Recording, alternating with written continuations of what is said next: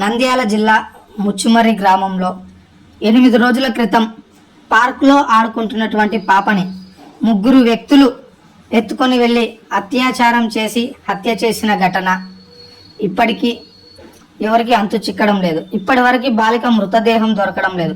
అసలు నిజంగానే ఆ ముగ్గురు మైనర్లే బాలికను అత్యాచారం చేసి హత్య చేశారా? ఇంత చిన్న వయసులో వారు ఈ దారుణం చేయడానికి గల ప్రధాన కారణాలేమి? వాళ్ళ మీద ప్రేరేపిస్తున్నది ఈ విధంగా అశ్లీల వీడియోల ప్రభావమేనా? పిల్లల తల్లిదండ్రుల పెంపకంలో లోపమా? నిజానికి పాపను అత్యాచారం చేసి హత్య చేస్తే మరి మృతదేహం ఎక్కడ? మైనర్లు దృశ్యం సినిమాను పోలీసులకు చూపిస్తున్నారా? నిజంగా ఆ ముగ్గురు మైనర్లే చేశారా? లేదా వీరి వెనుక మరెవరైనా ఉన్నారా? లేదా పాపను క్షుద్ర పూజలకు బలి చేశారా? 8 రోజులు గడుస్తున్నా కూడా వీడని మిస్టరీ.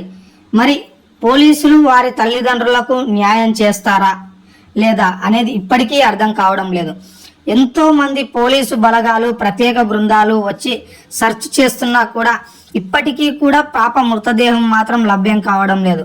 చిన్నారి తల్లిదండ్రులు అయితే ఎంత మనోవేదనకు గురవుతున్నారో వాళ్ళ బాధ వర్ణనాతీతం. ఇటువంటి ఇబ్బందుల్లో ఏ తల్లిదండ్రులకు రాకూడదని అయితే కోరుతున్నాం. ఇప్పటికైనా తల్లిదండ్రులారా ఒక్కసారి ఆలోచించండి. మన పిల్లలను మనం ఏ విధంగా పెంచుతున్నాం, వారు ఏ విధంగా దారి తప్పుతున్నారు. వారికి కేవలం మనం విలాసవంతమైనటువంటి జీవితాన్ని ఇవ్వడమే కాదు, ఏది తప్పు ఏది ఒప్పు అనేది సమాజంలో వాళ్ళకు తెలియజేసే విధంగా చూడాలి. మరీ ముఖ్యంగా చెడు వ్యసనాలకు ఏమన్నా గురవుతున్నారా అనే విషయాలను కూడా మనం పరిగణలోకి తీసుకుని వారి మీద ప్రత్యేక శ్రద్ధనైతే ఉంచాలి. ఎందుకంటే ఏదైనా తప్పు జరిగిన తర్వాత మనం చేసేదేమీ ఉండదు. ఏదైనా సరే జరగకముందే మనం ఆలోచించాలి. మన పిల్లలను సరైన గాడిలో పెట్టాలి. మొక్కై వంగనిదే మానై వంగున అన్నారు పెద్దలు. కాబట్టి ఇప్పటికైనా సరే మన పిల్లలకు మనం డబ్బు ఇవ్వడం కాదు, వారి పెంపకం ఏ విధంగా ఉందనేది చూడాలి. సమాజంలో వారిని మనం ఉపయోగపడే వారి విధంగానే చేయాలనేది నా ముఖ్య ఉద్దేశం.